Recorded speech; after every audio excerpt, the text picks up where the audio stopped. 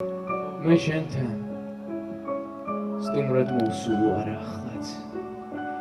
აქ მიპოვნია დღის დასასრული, მე მიყვარს შენი პატარა სახლის სიმკვდროვი და კედლების ზომი.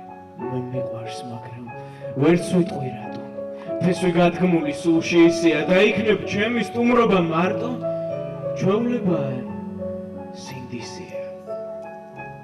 შენ ისევ ისე მიხდი მადლობას და ისევ ისე ამზადებ ჩაის. ვინ იცის თოვლი როდის გადნება ან რა იქნება ვინ იცის გაის.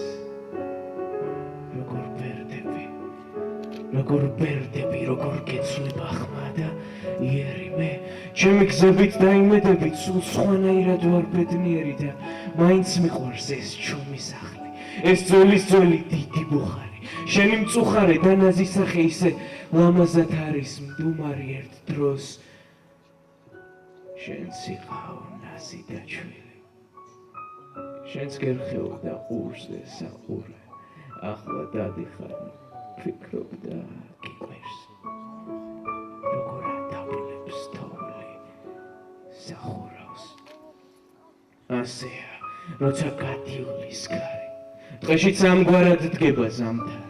დრო გაფრენილი საოცრად ჩქარა შენს თმაში ვერცხლად არის ჩამდნარი და მე მგონია, იმიტომ მიშვებ შენთან მდუმარე და მწუხრისფერი, რომ შენს მახლობლად მეც ვიგრძნო შიში სადღაც მოარულ ჩემი სიბერის. მე დღეს ბუხარი ვერაფერს მეტყვის, მე დღეს სურვილებს გრიგალს ვატოლებ.